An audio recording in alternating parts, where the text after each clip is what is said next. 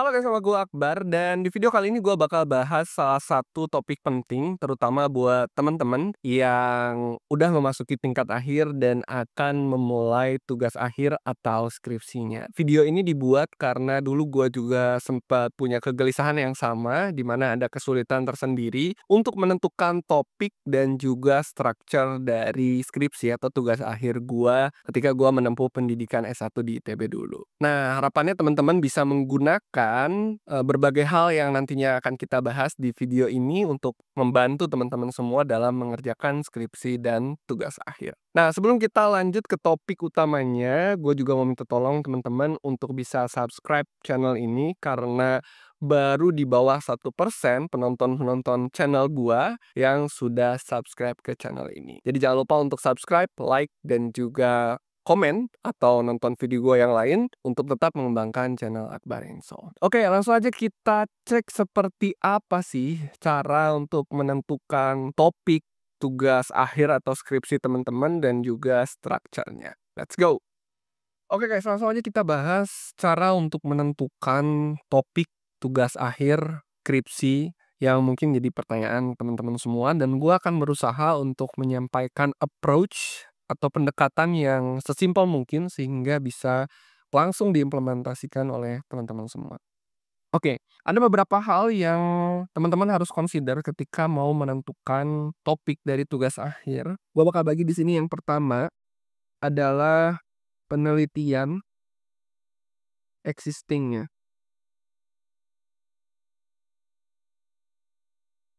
Yang pertama adalah penelitian existing, kemudian yang kedua adalah passion, yang ketiga adalah ketersediaan data,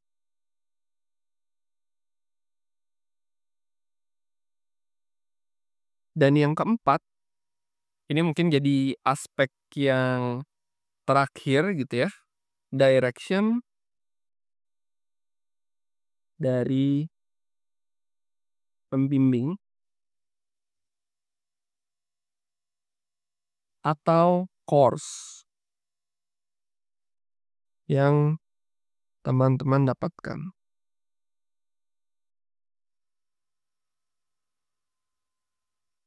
Oke, jadi dalam menentukan topik tugas akhir ya, sini gue tulis deh, topik tugas akhir.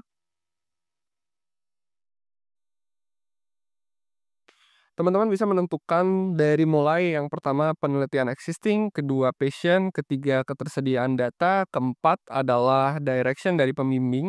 Atau juga teman-teman bisa consider yang namanya course yang teman-teman sudah dapatkan selama kuliah gitu ya.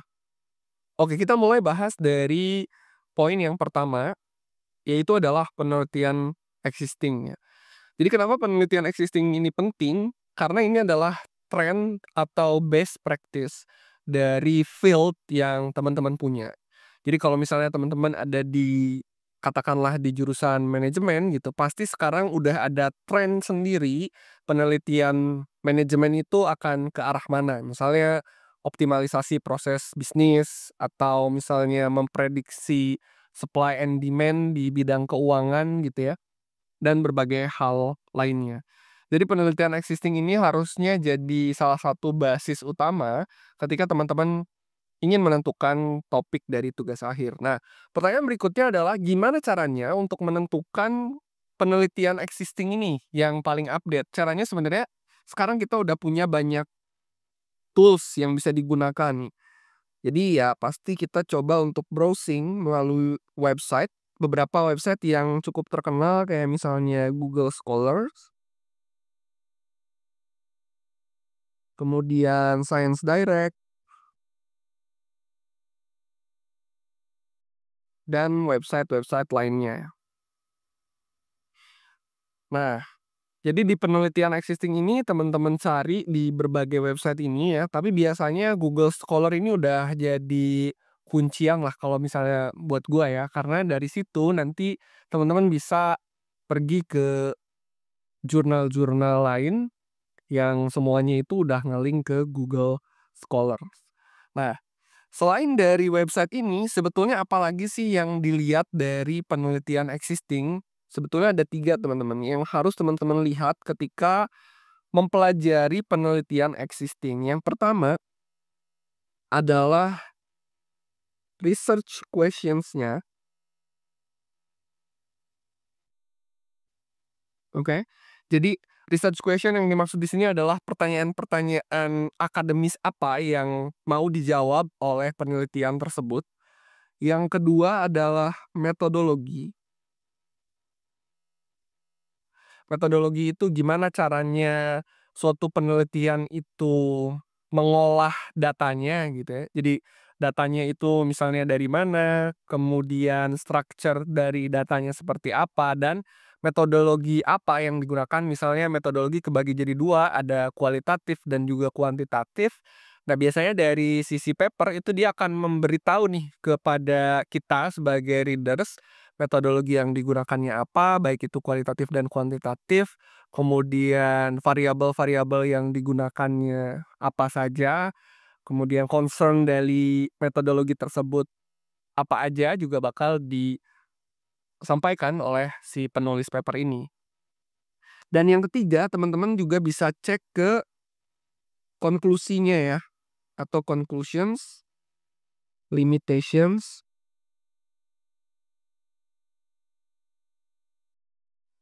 and future research recommendation.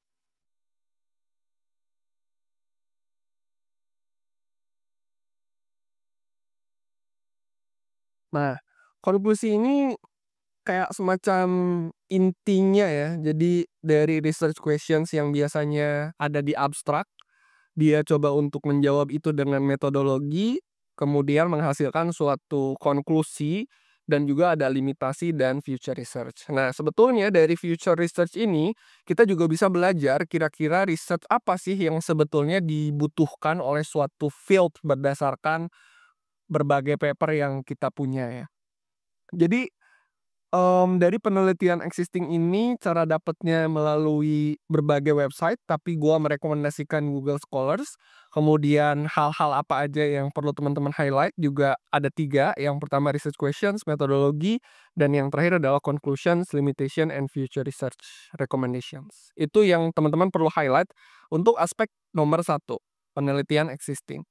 Yang kedua adalah terkait dengan passion. Jadi kalau misalnya kita mengerjakan suatu tugas akhir dan skripsi, usahakan teman-teman menyukai field itu gitu. Jangan sampai misalnya teman-teman sukanya terkait dengan keuangan, tapi teman-teman malah melakukan penelitian yang terkait dengan pajak misalnya atau tax gitu kan. Nah, menurut gue itu akan mempersulit juga proses dalam menyelesaikan tugas akhir tersebut karena tidak ada aspek passion gitu.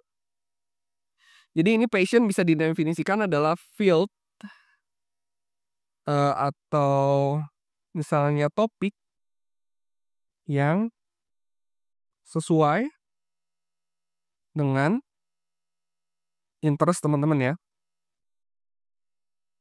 interest kita sebagai mahasiswa.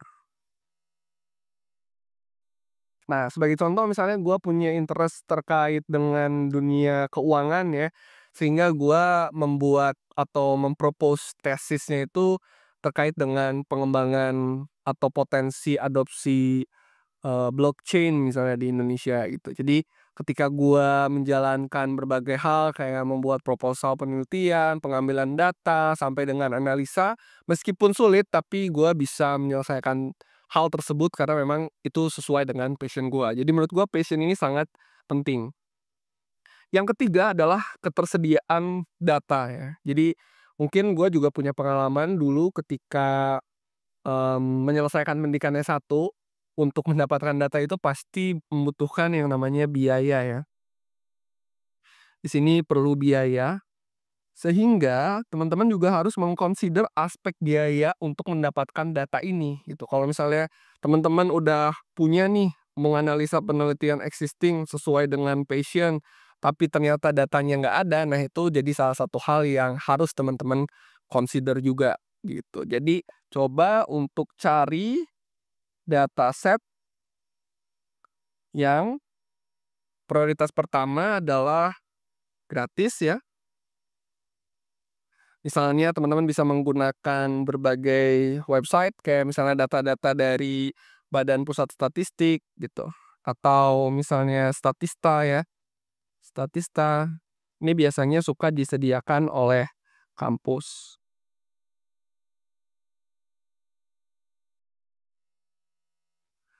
Oke, jadi ketersediaan data juga perlu jadi salah satu hal yang teman-teman consider, selain aspek terakhir yaitu direction dari pembimbing atau juga course yang teman-teman tambahkan. Nah, biasanya pembimbing juga dia punya kayak semacam pakem-pakem sendiri, misalnya ada pembimbing yang lebih suka menggunakan metode kuantitatif, atau ada juga yang mungkin menyarankan kualitatif. Nah, itu sebuah direction yang teman-teman harus follow, begitupun juga dengan course ya. Jadi kelas-kelas yang temen dapatkan itu biasanya juga jadi salah satu inspirasi supaya teman-teman bisa mendapatkan topik penelitian yang cocok gitu. Jadi 4 faktor inilah yang teman-teman harus consider ketika menentukan, topik tugas akhir atau juga skripsi.